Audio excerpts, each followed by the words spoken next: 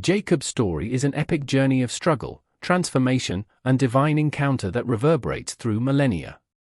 In a world where manipulation often masquerades as wisdom, Jacob's life forces us to confront uncomfortable truths about ambition, identity, and the mysterious ways God shapes flawed human beings into vessels of purpose. Have you ever wondered what it truly costs to receive a blessing, or what it takes to wrestle with the divine and emerge transformed? Get ready for a narrative that will challenge your understanding of redemption and grace as we explore the astonishing origin of a man who fought his Creator and lived to tell the tale. Genesis 25 verse 21 introduces us to a couple gripped by desperation. Isaac prayed to the Lord on behalf of his wife, because she was barren. The Lord answered his prayer, and his wife Rebekah became pregnant.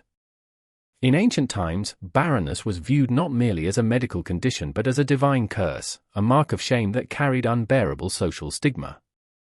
Rebekah endured this burden for 20 agonizing years, 2 decades of whispered prayers, unanswered questions, and the crushing weight of unfulfilled promise.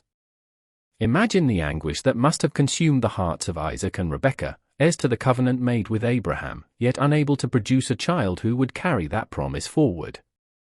But God's answer to Isaac's prayer came wrapped in conflict and mystery. Genesis 25 verses 22 to 23 reveals a pregnancy unlike any other. The babies jostled each other within her, and she said, "Why is this happening to me?" So she went to inquire of the Lord. The Lord said to her, "2 nations are in your womb, and 2 peoples from within you will be separated. 1 people will be stronger than the other, and the older will serve the younger." Rebekah's womb became a battleground before either child drew breath, a foreshadowing of the conflict that would define not only the lives of her sons but entire nations for generations to come. The divine prophecy shattered the natural order of ancient society. The older would serve the younger, the firstborn would bow to the second. From before birth, God was establishing a pattern that would overturn human conventions and challenge every assumption about blessing, birthright, and divine favor. Genesis 25 verses 24 to 26 narrates the dramatic arrival. When the time came for her to give birth, there were twin boys in her womb. The first to come out was red, and his whole body was like a hairy garment, so they named him Esau. After this, his brother came out, with his hand grasping Esau's heel, so he was named Jacob. Isaac was 60 years old when Rebekah gave birth to them. The contrast between the twins was unmistakable from the moment of birth. Esau, the firstborn, emerged red and covered in hair, characteristics that foreshadowed his rugged, impulsive, untamed nature. Jacob, however, entered the world clutching his brother's heel with a grip that would not relent, a gesture both literal and prophetic, revealing his cunning, his determination, and his refusal to accept second place. His very name, Yaakov, means heel grabber or supplanter, forever marking him as one who grasps, who takes, who refuses to let go. As the boys grew, their differences crystallized into opposing identities.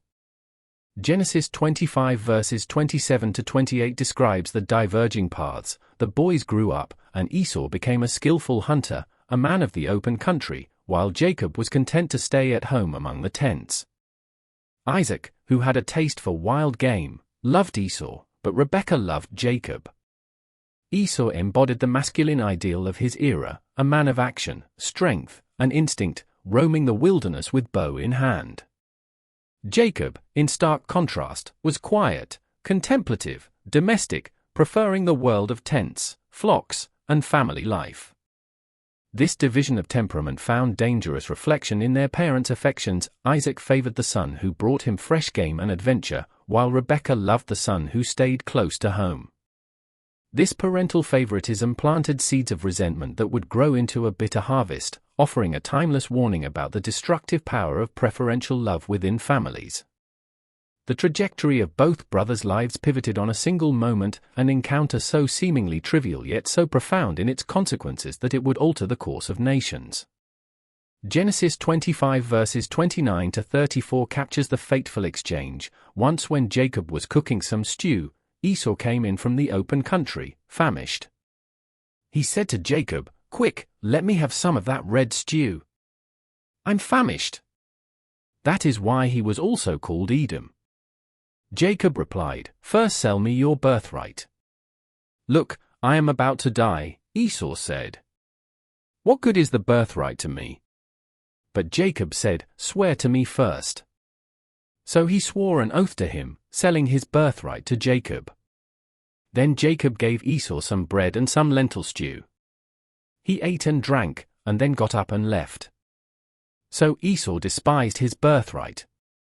This episode peels back the layers of both brothers' characters with surgical precision.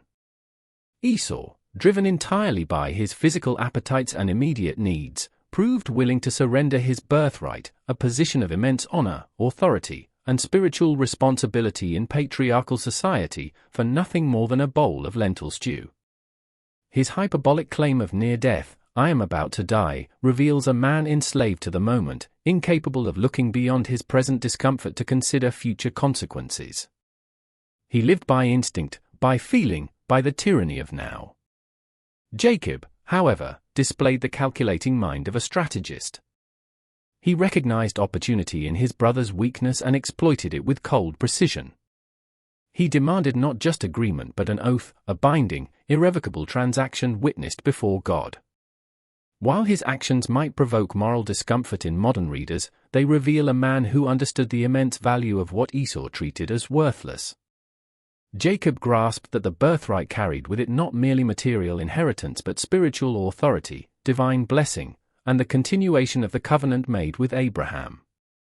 He was willing to manipulate, scheme, and exploit his brother's character flaws to obtain what he believed was rightfully his, or perhaps what he believed should be his, given the prophecy spoken over his mother's womb. In that moment beside a cooking pot, the stage was set for a drama of deception, exile, and ultimate transformation that would span decades and reshape the destiny of nations. The sun hung low over the tent of Isaac when Esau stumbled back from the wilderness, his body spent from hours of fruitless hunting. His muscles ached, his throat burned with thirst, and his stomach cramped with a hunger that felt like it was consuming him from within. The scent hit him before he even saw his brother, rich, earthy, savory, the aroma of red lentil stew simmering over Jacob's cook fire. In that moment, nothing else in the world existed for Esau except that pot and the gnawing emptiness inside him. Jacob looked up from his cooking, his dark eyes taking in his brother's disheveled appearance with calculating interest. He said nothing, simply continued stirring the stew with deliberate, unhurried movements. The silence between them stretched taut as a bowstring. "Quick!" Esau gasped, his voice hoarse and desperate. "Let me have some of that red stew. I'm famished." His words tumbled out in a rush, all dignity abandoned, his hunter's pride dissolved by the tyranny of his appetite. He reached toward the pot, but Jacob shifted slightly, positioning himself between his brother and the meal. "First," Jacob said, his voice calm and measured, "sell me your birthright." The words hung in the air between them. The birthright, the double portion of inheritance, the position of authority over the family, the spiritual responsibility to carry forward the covenant of Abraham and Isaac. Everything their father possessed, all the flocks and herds, the authority to lead the household, the sacred duty to maintain the altar and the promise. Jacob was asking for it all, and he was asking for it now, in exchange for a bowl of stew. Esau barely hesitated. "Look, I am about to die," he declared with theatrical exaggeration, gesturing wildly at his exhausted body. "What good is the birthright to me?" In his mind, clouded by hunger and fatigue, the logic was irrefutable. A birthright couldn't fill his empty stomach. Future inheritance meant nothing to a man dying of starvation, or so he convinced himself in that moment of weakness. He saw only the immediate, the physical, the tangible meal before him. The spiritual and the future dissolved into irrelevance. But Jacob understood the weight of what was being offered. He knew that word spoken in hunger might be recanted when the belly was full. "Swear to me first," he insisted, his eyes locked on his brother's face. This had to be binding, irrevocable, witnessed before God himself. Esau swore the oath without a second thought, the ancient word spilling from his lips as carelessly as water from a cracked jar. The transaction was sealed. Jacob ladled the stew into a bowl and handed it to his brother along with bread. Esau ate and drank with animal urgency, wiping his mouth with the back of his hand, then stood and walked away without another word, already forgetting what he had surrendered. The text records the moment with devastating simplicity, so Esau despised his birthright. He treated as worthless what Jacob knew to be priceless. One brother lived enslaved to his appetites, ruled by the demands of the present moment. The other lived with his eyes fixed on the future, willing to scheme and manipulate to secure what he believed destiny owed him. The stew was consumed, but its price would reverberate through generations, setting in motion a chain of deception, exile, and divine encounter that would transform a heel-grabber into the father of a nation. Years passed, and Isaac grew old, his eyes dim with age until darkness consumed his vision entirely. Sensing death's approach, he called for Esau, his beloved firstborn, the son whose very scent of open fields and wild game stirred something primal in the old patriarch's heart. "My son," Isaac said, his voice weak but purposeful, "I am old now and don't know the day of my death. Take your weapons, your quiver and bow, and go out to the open country to hunt some wild game for me. Prepare me the kind of tasty food I love and bring it to me to eat, so that I may give you my blessing before I die." But Rebekah was listening at the tent entrance, and the word struck her like a physical blow. The blessing, the father's final, irrevocable pronouncement that would determine the spiritual and material future of his sons. She remembered the words spoken to her decades ago when two nations wrestled in her womb: the older will serve the younger. This was not merely parental preference, this was divine decree, and she would not allow her husband's favoritism to overturn God's ordained plan. The moment Esau departed for the hunt, Rebekah moved with urgent purpose. She found Jacob and laid out the scheme with startling precision. "Listen carefully and do exactly what I tell you," she commanded. They would deceive Isaac, exploit his blindness, his dependence on touch and smell and taste. Jacob would become Esau, if only for the crucial moments it took to steal a blessing. Jacob hesitated, fear flickering across his face. "But my brother Esau is a hairy man while I have smooth skin. What if my father touches me? I would appear to be tricking him and bring down a curse on myself rather than a blessing." Rebekah's response was immediate and absolute: "My son, let the curse fall on me. Just do what I say." She dressed Jacob in Esau's best clothes, garments that carried the unmistakable scent of the wilderness, earth and sweat and animal hide.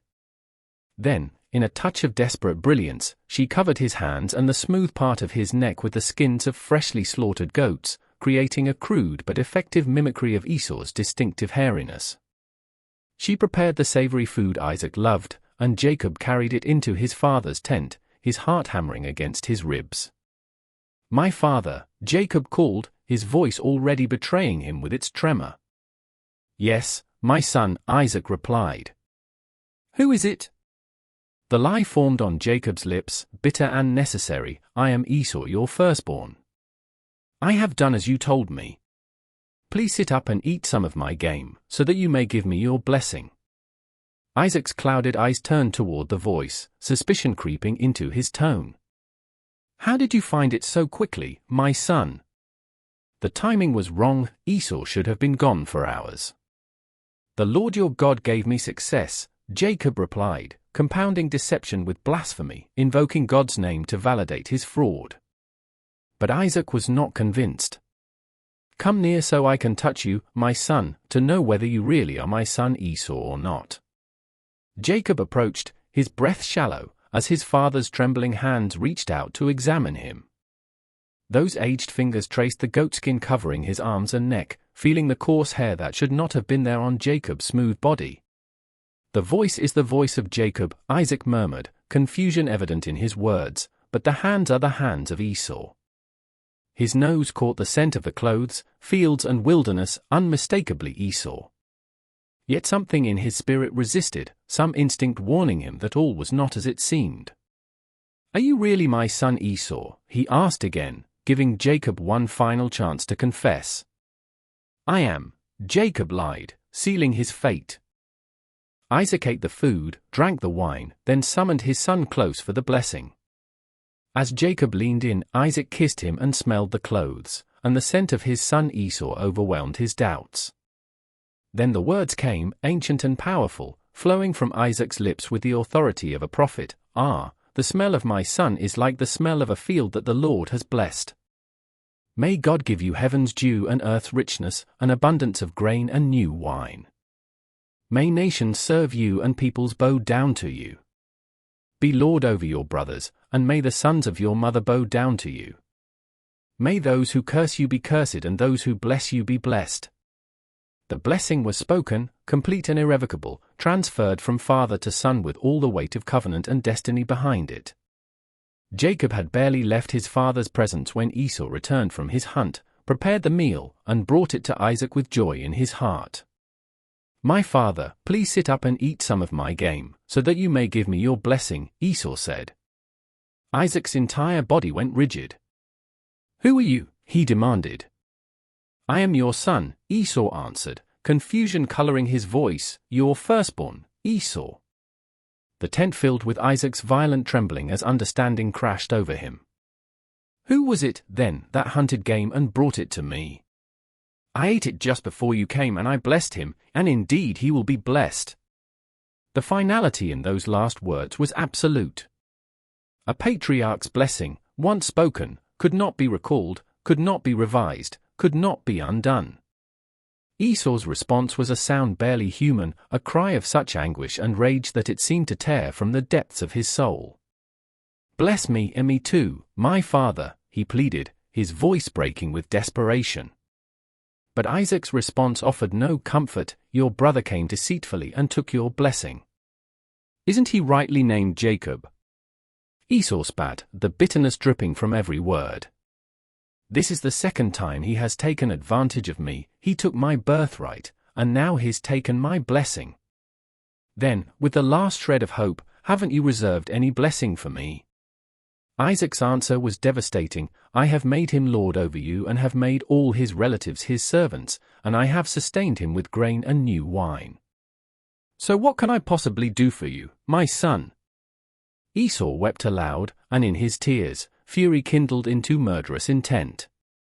As he left his father's tent, he muttered the words that would drive Jacob into exile. "The days of mourning for my father are near, then I will kill my brother Jacob." Jacob fled into the wilderness with nothing but the staff in his hand and the weight of his brother's death threat pressing against his back. Behind him lay everything he had schemed and manipulated to obtain: the birthright, the blessing, his father's household. Ahead stretched only uncertainty and the long, desolate road to Haran, where his mother's brother Laban dwelt among strangers. He was a fugitive now, stripped of comfort and security, running from the murderous rage he himself had provoked. As the sun descended and darkness swallowed the landscape, Jacob found himself in a place of utter desolation: no town, no shelter, no companion. Exhaustion overwhelmed him, and he stopped in a patch of barren ground, searching for something, anything, to cushion his head. He found only stones. Taking one of the harder rocks, he positioned it beneath his head, a pillow fit for a deceiver in exile, and lay down under the vast canopy of stars. Sleep came quickly, dragging him down into dreams. What happened next shattered every assumption Jacob held about the God of his fathers. In his dream, he saw a ladder, or perhaps a great stairway, rooted firmly in the earth beside him, yet reaching up, impossibly up, until its top pierced the heavens themselves. And on this ladder, beings of light moved in perpetual motion, angels ascending and descending, creating a living connection between the realm of the divine and the dust where Jacob lay. It was a highway between worlds, and he was lying at its base. Then, at the summit of the ladder, Jacob saw him, the Lord God himself, standing in blazing glory. When the voice came, it carried the weight of eternity, speaking words that would reshape Jacob's understanding of everything. "I am the Lord, the God of your father Abraham and the God of Isaac. I will give you and your descendants the land on which you are lying. Your descendants will be like the dust of the earth, and you will spread out to the west and to the east, to the north and to the south. All peoples on earth will be blessed through you and your offspring." But it was the next words that pierced Jacob's heart with unexpected grace: "I am with you and will watch over you wherever you go. and I will bring you back to this land. I will not leave you until I have done what I have promised you." Jacob awoke with a start, his body trembling, his heart racing with a terror that was somehow mixed with wonder. The darkness pressed around him, but it felt different now, charged with presence, heavy with holiness. "Surely the Lord is in this place," he whispered into the night, "and I was not aware of it." Fear gripped him, not the fear of Esau's sword, but something far more profound. How awesome is this place! This is none other than the house of God, this is the gate of heaven. As dawn broke, Jacob took the stone that had served as his pillow and set it upright as a pillar, pouring oil over its top in an act of consecration. He named the place Bethel, house of God, marking it as holy ground where heaven had touched earth, where the divine had broken through to meet a fugitive deceiver in his exile. Then Jacob made a vow, speaking his words aloud as though binding himself with chains stronger than iron. "If God will be with me and will watch over me on this journey I am taking and will give me food to eat and clothes to wear so that I return safely to my father's household, then the Lord will be my God and this stone I have set up as a pillar will be God's house, and of all that you give me I will give you a tenth." It was a conditional vow, revealing that Jacob still thought in terms of transactions and bargains. He had not yet learned to simply receive. But something had shifted in the night. For the first time in his life, Jacob had encountered God directly, not through his father's stories, not through his mother's scheming, but face to face in the wilderness of his own exile. The man who had stolen blessings through deception had now received one freely given, unearned, unmanipulated. God had sought him out in his lowest moment and spoken promises over him that defied everything Jacob thought he knew about divine favor. He stood, shouldered his staff, and continued his journey toward Haran, but he was no longer fleeing only from Esau's rage. He was walking toward a destiny he had not crafted with his own cunning, a destiny shaped by a God who, impossibly, had promised never to leave him. After weeks of travel, Jacob arrived in the land of the eastern peoples, his body weary but his spirit strangely buoyed by the promise spoken at Bethel. He came upon a well in an open field where 3 flocks of sheep lay nearby, waiting to be watered. A large stone covered the mouth of the well, too heavy for a single shepherd to move alone. Jacob approached the shepherds gathered there and inquired about Laban, son of Nahor, his mother's brother. "Yes, we know him," they replied, and then, with perfect timing ordained by something beyond coincidence, they added, "Here comes his daughter Rachel with the sheep." Jacob looked up and saw her approaching, a young woman leading her father's flock with confident grace. Something shifted in his chest, a sensation entirely foreign to the calculating schemer who had manipulated his way through life. When Rachel drew near, Jacob was seized by a surge of strength and emotion he didn't fully understand. He strode to the well and single-handedly rolled away the massive stone, watering Laban's sheep with an urgency that had nothing to do with the animal's thirst. Then he did something completely unprecedented for a man of his reserved, strategic nature. He kissed Rachel and wept aloud. Tears poured down his face as he told her he was a relative of her father, Rebekah's son. The deceiver who had lived behind a carefully constructed facade of calculation and control found himself utterly undone by genuine emotion. For perhaps the first time in his life, Jacob was experiencing something he couldn't manipulate or scheme his way into. He had fallen completely, helplessly, in love. Rachel ran to tell her father, and when Laban heard the news of his sister's son, he hurried to meet Jacob, embracing him and bringing him into his home. After Jacob had stayed with them a month, working alongside Laban's shepherds, his uncle broached the subject of wages. "Just because you are a relative of mine, should you work for me for nothing? Tell me what your wages should be." Laban had 2 daughters. Leah, the older, had weak eyes, but Rachel was lovely in form and beautiful. Jacob's answer came without hesitation, "I'll work for you 7 years in return for your younger daughter Rachel." Laban agreed with suspicious eagerness, "It's better that I give her to you than to some other man. Stay here with me." So Jacob served 7 years to get Rachel, but the text records something extraordinary. They seemed like only a few days to him because of his love for her. Love had transformed time itself, turning years of hard labor into something bearable, even sweet. The man who had grasped at everything with desperate urgency now found himself content to wait, to work, to earn something honestly for the first time in his life. When the 7 years were completed, Jacob approached Laban with the confidence of a man who had fulfilled his contract. "Give me my wife. My time is completed, and I want to make love to her." Laban threw a lavish wedding feast, gathering all the people of the place to celebrate. But as darkness fell and the festivities reached their height, Laban executed a deception that would have made Jacob himself proud in his younger days. He brought his daughter to Jacob's tent, but it was Leah, not Rachel, heavily veiled and silent in the darkness. The wedding was consummated in the night, and Jacob suspected nothing until morning light flooded the tent and revealed the woman beside him. The rage that exploded from Jacob was righteous and raw. He stormed to Laban's tent, his voice shaking with fury. "What is this you have done to me? I served you for Rachel, didn't I? Why have you deceived me?" Laban's response was delivered with maddening calm, even a hint of amusement. "It is not our custom here to give the younger daughter in marriage before the older one." The words landed like a physical blow, each syllable dripping with irony. The man who had stolen the blessing meant for the older brother was now being told that the younger cannot come before the older. The deceiver had been deceived with his own philosophy thrown back in his face. "Finish this daughter's bridal week," Laban continued with infuriating practicality, "then we will give you the younger one also, in return for another 7 years of work." Jacob had no choice. He completed the week with Leah, then received Rachel as his second wife, but the price was steep.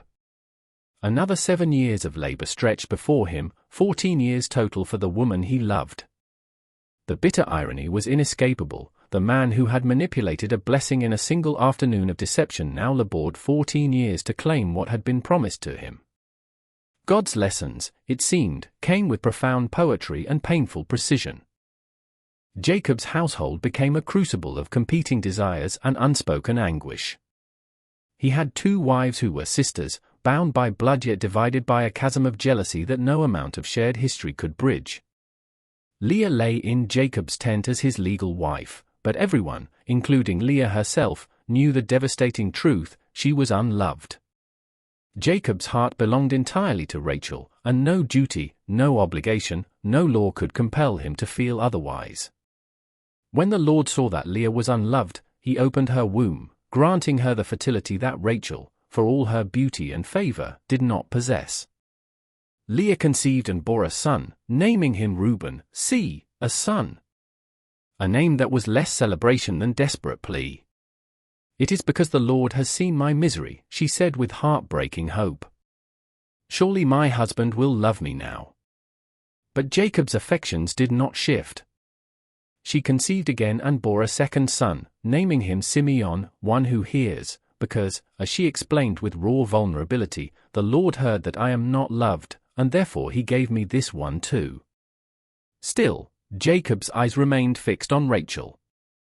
A third son arrived, and Leah named him Levi, declaring with thinly veiled desperation, "Now at last my husband will become attached to me, because I have borne him 3 sons." The names themselves became a chronicle of her pain, each birth a new bid for affection that never materialized.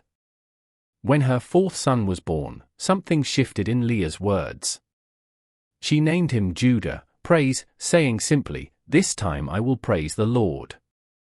Perhaps she had finally accepted that her husband's love could not be earned through childbearing. Then, for a time, she stopped having children. Meanwhile, Rachel watched this parade of sons with mounting anguish. Her sister's fertility became a daily reminder of her own barren womb, and the jealousy consumed her like a poison. "Give me children, or I'll die," she demanded of Jacob in a moment of desperate fury. Jacob's anger flared in response, "Am I in the place of God, who has kept you from having children?" Yet his rage couldn't mask the helplessness both of them felt. In her desperation, Rachel employed an ancient solution. She gave Jacob her servant Bilhah as a surrogate. "Sleep with her so that she can bear children for me, and I too can build a family through her." Bilhah conceived and bore a son, and Rachel named him Dan, vindicated, crying out, God has vindicated me, he has listened to my plea and given me a son. When Bilhah bore a second son, Rachel named him Naphtali, my struggle, declaring, I have had a great struggle with my sister, and I have won. But Leah would not be outdone. Seeing that she had stopped bearing children, she too gave her servant to Jacob, this time Zilpah, who quickly bore 2 sons. Leah named them Gad, good fortune, and Asher, happy, proclaiming, how happy I am. The women will call me happy. The rivalry took a bizarre turn when Reuben, Leah's oldest son, found mandrake plants in the fields, herbs believed to enhance fertility. Rachel begged Leah for some, but Leah's response dripped with years of accumulated bitterness. Wasn't it enough that you took away my husband? Will you take my son's mandrakes too? They struck a bargain. Rachel would get the mandrakes, and Leah would get Jacob's company that night, a transaction that reduced their husband to a commodity to be traded between sisters. That night, Leah conceived again, bearing Issachar, reward, claiming God had rewarded her for giving her servant to Jacob. A 6th son followed, Zebulun, honor, with Leah declaring, God has presented me with a precious gift. This time my husband will treat me with honor, because I have borne him 6 sons. Through all these births, through manipulation, surrogate arrangements, and desperate bargaining, 12 sons emerged from the chaos of Jacob's divided household. Then, finally, God remembered Rachel. Her womb opened, and she bore a son, naming him Joseph, may he add, saying, God has taken away my disgrace. May the Lord add to me another son. Years later, during their journey back to Canaan, Rachel would bear that second son she prayed for, Benjamin, but the birth would cost her life, a final, tragic note in the symphony of rivalry and pain that defined Jacob's household. These 12 sons, born of 4 different mothers in a household poisoned by jealousy and competition, would become the 12 tribes of Israel. From dysfunction and heartbreak, God was forging a nation, proving once again that divine purposes often emerge from the most broken and imperfect human circumstances. 20 years had passed since Jacob first arrived in Haran as a fugitive with nothing but a staff. Now he commanded vast flocks and herds, a household of wives and children, and wealth that stirred envy in the hearts of Laban's sons. Jacob has taken everything our father owned and has gained all this wealth from what belonged to our father, they muttered, their resentment barely concealed. Jacob noticed the change in Laban's demeanor as well. The warmth that had once greeted him, however false, had curdled into suspicion and hostility. The relationship between uncle and nephew had devolved into a protracted battle of wits. Laban had changed Jacob's wages 10 times over the years, each modification designed to cheat Jacob of his fair share. If he said, the speckled ones will be your wages, then all the flocks gave birth to speckled young, and if he said, the streaked ones will be your wages, then all the flocks bore streaked. But God had intervened repeatedly, blessing Jacob's portion regardless of Laban's schemes, causing his wealth to increase while Laban stagnated. Then the Lord spoke to Jacob in a dream, go back to the land of your fathers and to your relatives, and I will be with you. The command was clear, but Jacob knew Laban would never willingly release him, not with the prosperity Jacob brought to his flocks. So he called Rachel and Leah to the field where his flocks were grazing, away from listening ears, and laid out the situation. Your father's attitude toward me has changed, Jacob explained, but the God of my father has been with me. You know that I've worked for your father with all my strength, yet your father has cheated me by changing my wages 10 times. However, God has not allowed him to harm me. To his relief, both women agreed without hesitation. Do whatever God has told you, they said, their loyalty to Jacob now superseding their bond to their father, a testament to how thoroughly Laban had alienated his own daughters through years of manipulation and exploitation. Jacob moved swiftly. While Laban was away shearing his sheep, 3 days' journey distant, Jacob loaded his children and wives onto camels, gathered all his livestock and possessions, and fled toward Canaan. But Rachel, in a final act of defiance or perhaps seeking insurance for their future, secretly stole her father's household gods, small idols that represented not just religious significance but also legal claim to inheritance. 3 days passed before Laban discovered they had fled. His rage was immediate and volcanic. He gathered his relatives and pursued Jacob for 7 days, finally overtaking him in the hill country of Gilead. The confrontation could have turned violent. Laban had the numbers and the fury, but the night before they met, God came to Laban in a dream with a stark warning: be careful not to say anything to Jacob, either good or bad. When Laban finally confronted Jacob, his anger was tempered by divine restraint but still simmering beneath the surface. "What have you done? You've deceived me, and you've carried off my daughters like captives in war. Why did you run off secretly and deceive me? Why didn't you tell me so I could send you away with joy and singing?" The accusations poured out, but they rang hollow. Both men knew Laban would never have let Jacob leave willingly. Jacob's response was measured but firm, recounting 20 years of faithful service, 20 years of bearing the loss of any animal torn by wild beasts, 20 years of being scorched by heat and consumed by sleepless nights watching the flocks. "I worked for you 14 years for your 2 daughters and 6 years for your flocks, and you changed my wages 10 times. If the God of my father had not been with me, you would surely have sent me away empty-handed." Then Laban demanded to search the camp, convinced someone had stolen his household gods. Jacob, unaware of Rachel's theft, boldly declared, "If you find anyone who has your gods, that person shall not live." Laban searched through every tent, Jacob's, Leah's, the 2 servants, finding nothing. When he entered Rachel's tent, she was sitting on the gods, hidden in her camel's saddle, claiming she could not stand because she was having her period. Laban found nothing. The tension finally broke when both men agreed to make a covenant.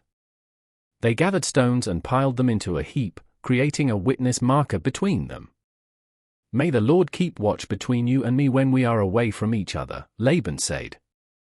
"This heap is a witness that I will not go past this heap to your side to harm you, and that you will not go past this heap and pillar to my side to harm me." They shared a meal on the mountain, and early the next morning Laban kissed his grandchildren and daughters goodbye and returned to his home. The student had finally, fully graduated from the master trickster. Jacob had survived 20 years under Laban's roof, endured every scheme and manipulation, and emerged not only intact but blessed. Now he turned his face toward Canaan, and toward the brother he had betrayed 2 decades earlier. Jacob stood on the bank of the Jabbok River as darkness swallowed the landscape, his family and possessions safely ferried across to the other side. He had sent wave after wave of gifts ahead to Esau, hundreds of goats, sheep, camels, cattle, and donkeys, elaborate bribes designed to appease a brother's 20-year-old rage. Messengers had returned with terrifying news: Esau was coming to meet him with 400 men. 400! An army, not a welcoming party. So Jacob divided his family strategically, placing the servants and their children first, then Leah and her children, and finally Rachel and Joseph at the rear, furthest from danger should Esau attack. He had prayed desperately to the God of his fathers: "Save me, I pray, from the hand of my brother Esau, for I am afraid he will come and attack me, and also the mothers with their children." But now, with everyone safely across the river, Jacob remained behind, alone in the darkness with nothing but his fear and his guilt and the weight of consequences 2 decades delayed. Then, without warning, a man was there, emerging from the shadows or materializing from the darkness itself. It was impossible to say. Before Jacob could speak or flee, they were locked in combat. This was no sparring match, no ritual greeting. The struggle was ferocious, desperate, primal, 2 bodies grappling in the dust beside the river, muscles straining, breath coming in ragged gasps. Jacob fought with the intensity of a man who had spent his entire life grasping, clutching, refusing to let go of what he wanted. The night stretched on, and still they wrestled. This opponent was unlike any Jacob had faced, impossibly strong yet somehow unable or unwilling to simply overpower him. The combat became something more than physical. It transcended flesh and bone, reaching into the deepest places of Jacob's identity. Every manipulation, every deception, every calculated scheme of his life seemed to surface in that struggle, as if he were wrestling not just with this mysterious figure but with his own twisted nature. When the figure saw that he could not overpower Jacob, he touched the socket of Jacob's hip, and instantly Jacob's hip was wrenched out of place. Agony shot through his body, the kind of pain that should have ended the fight immediately. But Jacob did not let go. Even crippled, even writhing in pain, he held on with desperate determination, his fingers digging into his opponent as dawn began to lighten the eastern sky. "Let me go, for it is daybreak," the man said. Jacob's response came through gritted teeth, revealing a transformation that had been building through 20 years of exile, labor, and divine encounters. "I will not let you go unless you bless me." No more sneaking into his father's tent disguised in goatskins. No more manipulating circumstances to steal what belonged to another. This time he would demand the blessing face to face, holding on until it was freely given. "What is your name?" the being asked. The question pierced deeper than any physical blow. To speak his name was to acknowledge everything it meant, everything it had always meant. "Jacob," he answered, admitting his identity as supplanter, deceiver, heel-grabber. It was a confession, an acknowledgement of who he had been for 40 years. "Your name will no longer be Jacob, but Israel," the being declared, "because you have struggled with God and with humans and have overcome." Israel. He who struggles with God. A new name, a new identity, forged in the crucible of this nighttime battle. Jacob, no, Israel, understood suddenly the true nature of his opponent.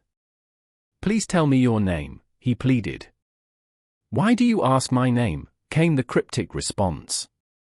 Then the being blessed him there, and as the sun rose, Jacob watched his mysterious opponent vanish in the breaking light. Jacob named the place Peniel, face of God, saying with awe and wonder, "It is because I saw God face to face, and yet my life was spared." He limped away from that place as the sun rose above him, his hip permanently damaged, his gait forever altered. The smooth-skinned deceiver who had fled Canaan 40 years earlier was gone. In his place walked Israel, scarred and limping, marked by an encounter with the divine that had shattered him and remade him in a single night. The man who spent his life running had finally stood his ground, and in that stand, everything changed. Jacob looked up and saw them coming, Esau at the head of 400 men, a sight that would have paralyzed him with terror just days earlier. But he was no longer quite the same man. His hip throbbed with every step, a permanent reminder of the night he had wrestled with God and survived. Still, ancient fear clawed at his chest as he watched his brother approach, uncertainty twisting in his gut despite the transformation at Peniel. He arranged his family with strategic precision born of decades of calculation. The servants and their children went first, then Leah with her children, and finally Rachel and Joseph, his most beloved, positioned at the rear where they might have the best chance to flee if violence erupted. Then Jacob did something that would have been unthinkable for the young deceiver who had fled Canaan. He walked ahead of them all, placing himself between his family and his brother's potential wrath. As he approached Esau, Jacob bowed to the ground 7 times, the gesture of a servant before a master, a subject before a king. Each bow was an acknowledgement of guilt, a wordless apology for the birthright stolen over a bowl of stew, for the blessing taken through elaborate deception, for 20 years of separation and unresolved pain. He moved forward slowly, his limp visible with each step, his head lowered in submission. But what happened next shattered every expectation, every carefully constructed contingency plan. Esau ran toward him. Not with sword drawn or vengeance blazing in his eyes, but with arms outstretched. He threw himself at Jacob, embraced him with fierce intensity, and kissed him. Then both brothers wept, deep, racking sobs that seemed to release 2 decades of accumulated grief, anger, regret, and longing. The reconciliation was so immediate, so complete, so utterly beyond anything human strategy could manufacture, that it could only be attributed to the work of God in both their hearts. When they finally pulled apart, Esau looked at the women and children standing at a distance. "Who are these with you?" he asked, his voice still thick with emotion. "They are the children God has graciously given your servant," Jacob replied, and one by one his family came forward and bowed before Esau. Then Esau's eyes fell on the massive herds of animals that had been sent ahead. "What's the meaning of all these droves I met?" he asked. Jacob's response carried both humility and hope. "To find favor in your eyes, my lord." But Esau's answer revealed a man transformed by time and perhaps by God's own work in his heart during those 20 years. "I already have plenty, my brother. Keep what you have for yourself." The words "my brother," not "my enemy," not "the man who wronged me," but "my brother," landed with profound weight. Jacob pressed him earnestly, "No, please. If I have found favor in your eyes, accept this gift from me. For to see your face is like seeing the face of God, now that you have received me favorably." The comparison was not casual. Having just seen God's face at Peniel, Jacob recognized something of that same grace and mercy reflected in his brother's unexpected forgiveness. After much urging, Esau finally accepted the gifts. He suggested they travel together, but Jacob, citing the slow pace of his young children and nursing flocks, declined. Perhaps he needed time to fully trust this reconciliation, or perhaps he simply recognized that brothers don't need to walk the same path to remain brothers. They parted peacefully, each returning to their own territory, the chasm between them finally bridged not by human effort but by divine grace. The transformation was complete, not just in Jacob, who had wrestled with God and emerged as Israel, but in Esau as well. The impulsive man who had once vowed to murder his brother had grown into someone capable of extraordinary forgiveness. Where murder had been planned, grace now flowed. Where vengeance had burned, mercy now reigned. Jacob settled in Canaan, the land promised to his grandfather Abraham, and for a time it seemed the struggles of his life might finally give way to peace. But the years that followed brought a bitter mixture of joy and heartbreak that would test him in ways even Laban's deceptions and Esau's rage had not.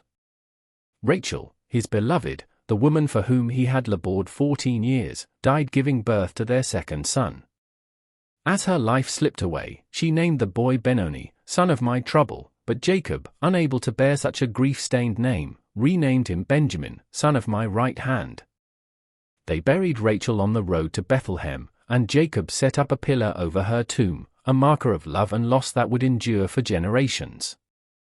The woman who had captured his heart at a well in Haran, who had transformed a calculating deceiver into a man capable of genuine emotion, was gone. Then came a blow that nearly destroyed him. His sons brought him Joseph's richly ornamented robe, torn and soaked in blood. "We found this," they said, their faces arranged in carefully crafted grief. "Examine it to see whether it is your son's robe." Jacob recognized it instantly and tore his own clothes in anguish. Some ferocious animal has devoured him. Joseph has surely been torn to pieces. He put on sackcloth and mourned his son for many days, refusing all comfort from his children. "I will continue to mourn until I join my son in the grave," he declared, and the weight of that grief settled over him like a shroud that would not lift for over 20 years. What Jacob didn't know was that his sons had sold Joseph into slavery, their jealousy finally erupting into betrayal. While Jacob mourned, Joseph endured slavery in Egypt, false accusation, imprisonment, and finally, through God's inexplicable grace, elevation to the second highest position in the land. When severe famine gripped Canaan, Jacob heard there was grain in Egypt and sent his sons to buy food. They stood before Egypt's powerful vizier, never recognizing him as the brother they had sold decades earlier. Joseph recognized them immediately, but the reunion would not come quickly. He tested them, questioned them, held Simeon hostage, and demanded they bring Benjamin, his only full brother, to Egypt.